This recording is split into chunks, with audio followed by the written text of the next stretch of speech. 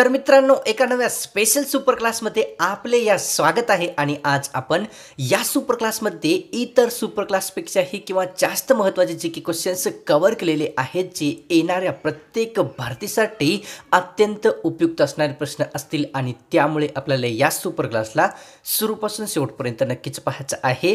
ही रोजच्या सुपर क्लाससारखी एकच रिक्वेस्ट आहे, तसेच चॅनलवर तुम्ही नवीन आला असाल तर सबस्क्राईब लगेच करून घ्या अशाच प्रकारचे स्पेशल सुपर क्लास पुढेही एकदम फ्रीमध्ये पाहण्यासाठी।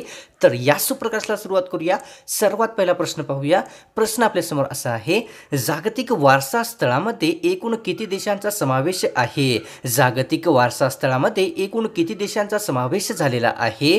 तर ऑप्शन क्रमांक 3 योग्य राहील। 167 देशांचा जो समावेश आहे जागतिक वारसा स्थळामध्ये एक करण्यात आलेला आहे। पुढचा प्रश्न, जागतिक वारसा स्थळामध्ये एकूण किती स्थळांचा समावेश आहे? जागतिक वारसा स्थळात 2021 मध्ये एकूण किती स्थळांचा समावेश आहे? ऑप्शन क्रमांक 3 योग्य राहील। 1156 एवढ्या स्थळांचा समावेश आहे जागतिक वारसा स्थळावर 2021 मध्ये करण्यात आलेला आहे। पुढचा प्रश्न, जागतिक वारसा स्थळ 2021 मध्ये भारताचा कितवा क्रमांक लागलेला आहे? जागतिक वारसा स्थळ 2021 मध्ये भारताचा कितवा क्रमांक लागलेला आहे? ऑप्शन क्रमांक 4 योग्य राहील। जागतिक वारसा स्थळ 2021 मध्ये भारताचा 5वा क्रमांक लागलेला आहे। पुढचा प्रश्न, जागतिक वारसा स्थळामध्ये पहिल्या क्रमांकाचा देश कोणता आहे? जागतिक वारसा स्थळामध्ये पहिल्या क्रमांकाचा देश कोणता आहे? तर ऑप्शन क्रमांक 1 योग्य राहील। इटली हा जो देश आहे जागतिक वारसा स्थळामध्ये 2021 मध्ये प्रथम क्रमांकाचा एक देश बनलेला आहे। पुढचा प्रश्न, स्वच्छता हा विषय कोणत्या सूचीतील अतिशय महत्त्वाचा विषय आहे? स्वच्छता हा कोणत्या सूचीतील अतिशय महत्त्वाचा एक विषय आहे? तर ऑप्शन क्रमांक मित्रांनो 1 योग्य राहील। स्वच्छता हा जो विषय आहे तो राज्य सूचीतील अतिशय महत्त्वाचा असलेला एक विषय बनलेला आहे। पुढचा प्रश्न, या ठिकाणी ब्राह्मो समाजाची सभा कोणत्या दिवशी भरवली जात असे ते सांगायचं आहे। ब्राह्मो समाजाची सभा ही कोणत्या दिवशी भरवली जात असे? तर ऑप्शन क्रमांक 2 योग्य राहील मित्रांनो। शनिवार या ज्या दिवशी आहे ब्राह्मो समाजाची एक सभा भरवली जात असे। पुढचा प्रश्न, कोणत्या महानगरपालिकेने घनकचऱ्यापासून ऊर्जा निर्मितीचा प्रकल्प सुरू केलेला आहे? कोणत्या महानगरपालिकेने घनकचऱ्यापासून ऊर्जा निर्मितीचा प्रकल्प सुरू केलेला आहे? ऑप्शन क्रमांक 2 योग्य राहील। पुणे महानगरपालिकेने जे आहे घनकचऱ्यापासून ऊर्जा निर्मितीचा एक प्रकल्प सुरू केलेला आहे। पुढचा प्रश्न, महात्मा फुले यांचा जन्म कोणत्या जिल्ह्यामध्ये झालेला आहे ते सांगायचं आहे मित्रांनो। महात्मा फुले यांचा जन्म महाराष्ट्रातील कोणत्या जिल्ह्यात झालेला आहे? आणि या सोप्याच्या प्रश्नाचं उत्तर मित्रांनो आपल्याला कॉमेंट करून नक्की सांगायचं आहे। अतिशय सोपा क्वेश्चन्स मी आपल्याला विचारलेला आहे रोजच्या सुपर क्लास सारखा। उत्तर येत असेल तर नक्कीच कॉमेंट करा, कारण ज्यांनाही उत्तर येत नाही ते सर्व विद्यार्थी कॉमेंट सेक्शनला व्हिजिट करून उत्तर नक्कीच पाहतील जर आपण दिले तर त्यामुळे नक्कीच कॉमेंट करा। या ठिकाणी पर्याय पाहून घ्या, हे 4 पर्याय आहेत। तर या ठिकाणी पुढचा प्रश्न आपण पाहूया आपल्यासमोर काय आहे। भारतातील कोणत्याही धर्माला विशेष दर्जा नाही म्हणजे काय आहे ते सांगायचं आहे मित्रांनो। भारतातील कोणत्याही धर्माला विशेष दर्जा नाही म्हणजे खालीलपैकी कोणती एक बाब योग्य राहील? तर ऑप्शन क्रमांक 1 योग्य राहील। भारतातील कोणत्याही धर्माला विशेष दर्जा नाही म्हणजेच धर्मनिरपेक्ष असलेले एक राष्ट्र असते। पुढचा प्रश्न, या ठिकाणी संसदीय शासन प्रणालीला एकूण किती नावाने ओळखले जात असते? संसदीय शासन प्रणालीला एकूण किती नावाने ओळखले जाते? ऑप्शन क्रमांक 1 योग्य राहील। संसदीय शासन प्रणालीला एकूण 3 नावाने ओळखले जात असते। पुढचा प्रश्न, रेबीज या रोगाचे जंतू मज्जातंतूद्वारे कशामध्ये प्रवेश करत असतात ते सांगायचं आहे। रेबीज या रोगाचे जंतू मज्जातंतूद्वारे कशामध्ये प्रवेश करत असतात? ऑप्शन क्रमांक 3 योग्य राहील। रेबीज या रोगाचे जे जंतू असतात ते मज्जातंतूद्वारे मेंदूमध्ये प्रवेश करत असतात। पुढचा प्रश्न पाहूया।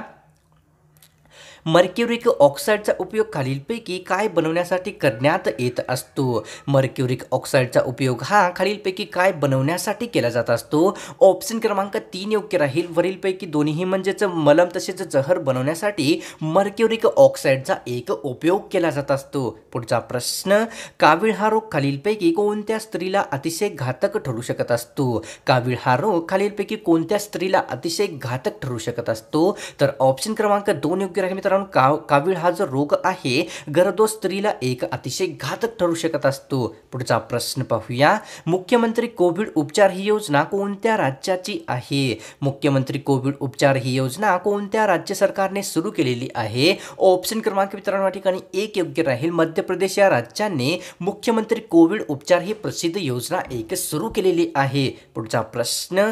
संविधान सभेच्या मूलभूत हक्क समितीचे अध्यक्ष कोणती व्यक्ती होते? संविधान सभेच्या मूलभूत हक्क समितीचे अध्यक्ष खालीलपैकी एक कोणती व्यक्ती होते? ऑप्शन क्रमांक एक योग्य राहील. सरदार वल्लभभाई पटेल यांनी जे आहे संविधान सभेच्या मूलभूत हक्क समितीचे अध्यक्ष असलेली एक व्यक्ती बनलेली होती. पुढचा प्रश्न. सातारा हे संस्थान खालीलपैकी कोणत्या व्यक्तींनी खालसा केलेले आहे? सातारा हे संस्थान खालीलपैकी कोणत्या व्यक्तींनी खालसा केले होते? ऑप्शन क्रमांक तीन योग्य राहील. लॉर्ड डलहौसी यांनी जे आहे सातारा संस्थान एकच खालसा केलेले होते. पुढचा प्रश्न. भारतातील कोणत्या राज्यामध्ये घटनात्मक आणीबाणी कधीच लागू केली नाही आहे ते सांगायचं आहे? भारतातील कोणत्या राज्यामध्ये आतापर्यंत एकही वेळेस घटनात्मक आणीबाणी लागू नाही केलेली आहे? ऑप्शन क्रमांक तीन योग्य राहील. वरीलपैकी दोन्ही म्हणजेच उत्तराखंड तसेच तेलंगणा या दोन राज्यामध्ये भारतामध्ये आतापर्यंत एकही वेळेस घटनात्मक आणीबाणी लागू नाही केलेली आहे.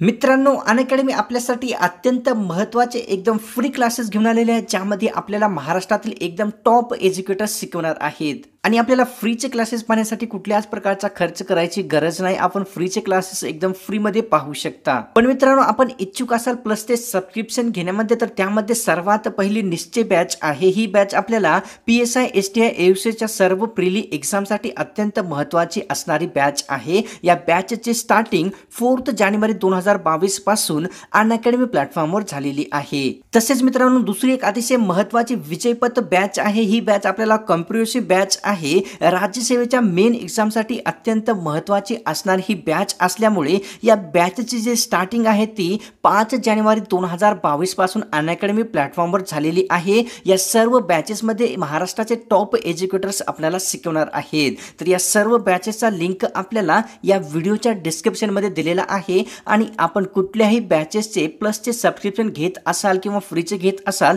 तर एक्झाम 10 हा कोड जरूरच यूज करायचा आहे, ज्यामध्ये आपल्याला 10% लगेच डिस्काउंट मिळले जाईल किंवा दिले जाईल. पुढचा प्रश्न. काँग्रेस हा खालीलपैकी कशाचा एक प्रसिद्ध प्रकार आहे? काँग्रेस हा खालीलपैकी कशाचा एक अतिशय प्रसिद्ध प्रकार होता? तर ऑप्शन क्रमांक 2 योग्य राहील. काँग्रेस हा जो आहे नियतकालिकाचा एक अतिशय प्रसिद्ध प्रकार होता. पुढचा प्रश्न पाहूया आपल्यासमोर काय आहे. काँग्रेस हे नियतकालिक कोणत्या व्यक्तींनी सुरू केले होते? काँग्रेस हे नियतकालिक खालीलपैकी कोणत्या व्यक्तींनी एक सुरू केलेले होते? ऑप्शन क्रमांक 2 योग्य राहील. साने गुरुजी यांनी जे आहे काँग्रेस हे नियतकालिक एक सुरू केलेले होते. पुढचा प्रश्न पाहूया. प्रसिद्ध असलेली संतोष ट्रॉफी कोणत्या खेळाशी संबंधित आहे? प्रसिद्ध असलेली संतोष ट्रॉफी कोणत्या खेळाशी संबंधित आहे? तर ऑप्शन क्रमांक 1 योग्य राहील. प्रसिद्ध असलेली संतोष ट्रॉफी फुटबॉल या खेळाशी एक संबंधित असलेली ट्रॉफी बनलेली आहे. पुढचा प्रश्न. या ठिकाणी कोहिमा हे प्रसिद्ध शहर भारतातील कोणत्या राज्याच्या राजधानीचे एक शहर बनलेले आहे? कोहिमा हे प्रसिद्ध शहर भारतातील कोणत्या राज्याच्या राजधानीचे एक शहर बनलेले आहे? ऑप्शन क्रमांक 1 योग्य राहील. कोहिमा हे जे शहर आहे भारतातील नागालँड या राज्याच्या राजधानीचे एक शहर बनलेले आहे. पुढचा प्रश्न.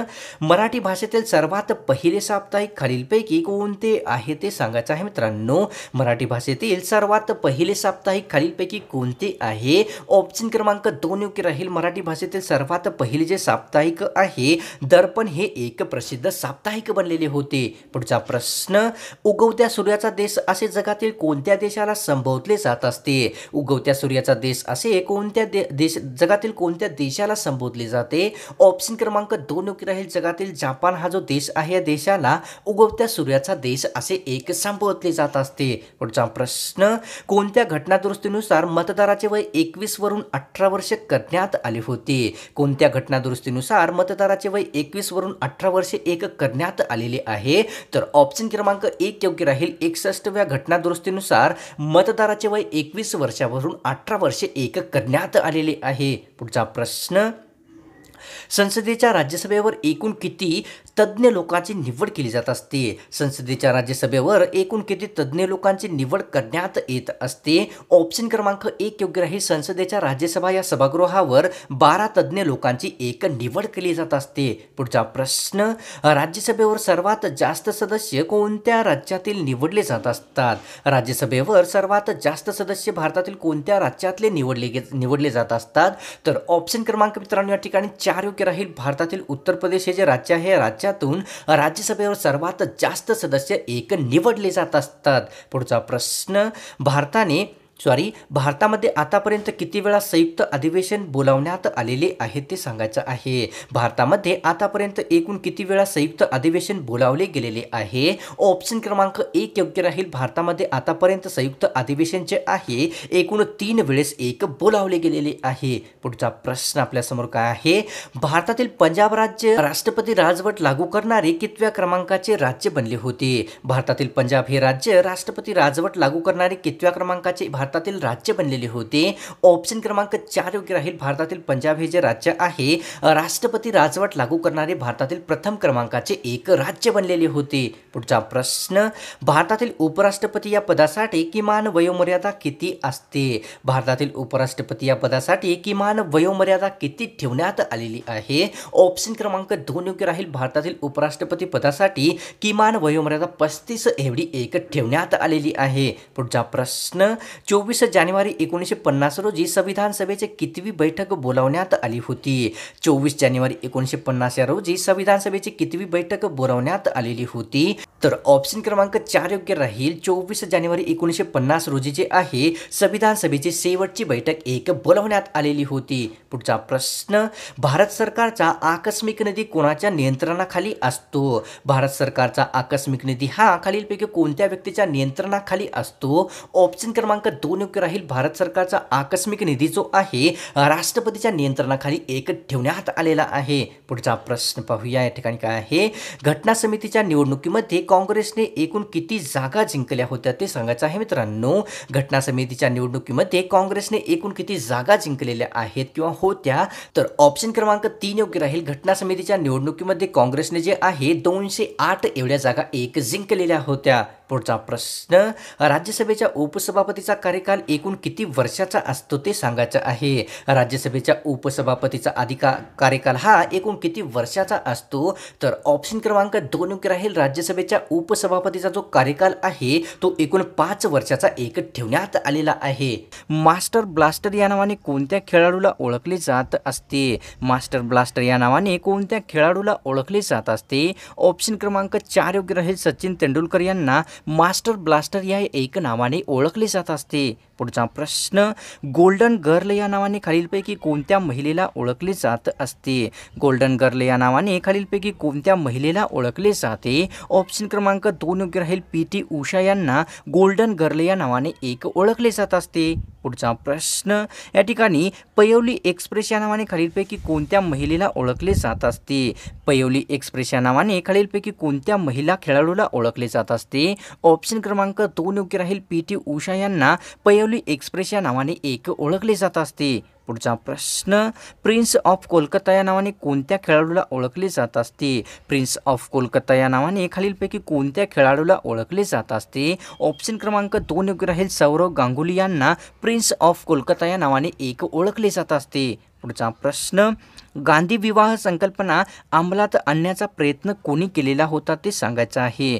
गांधी विवाह ही संकल्पना अंमलात आणण्याचा प्रयत्न कोणी केला होता? ऑप्शन क्रमांक 1 योग्य राहील. नाना पाटील यांनी गांधी विवाह संकल्पना अंमलात आणण्याचा एक प्रयत्न केलेला आहे. टेकोफेरॉल हे खालीलपैकी कोणत्या जीवनसत्वाचे रासायनिक नाव आहे? टेकोफेरॉल हे खालीलपैकी कोणत्या जीवनसत्वाचे एक रासायनिक नाव आहे? ऑप्शन क्रमांक 1 योग्य राहील. जीवनसत्व ई या जीवनसत्वाचे टेकोफेरॉल असे एक रासायनिक नाव ठेवलेले आहे.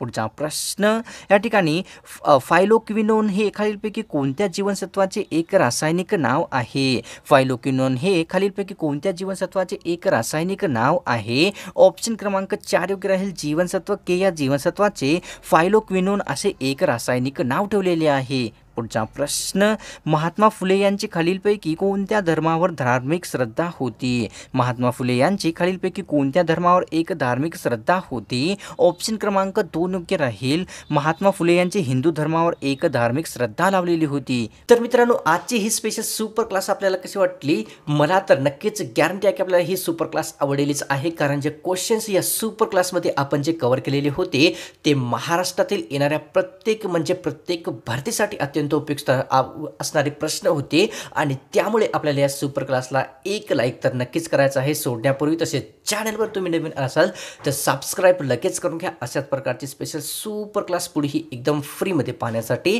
तर मिळतो एका नव्या स्पेशल सुपर क्लासमध्ये.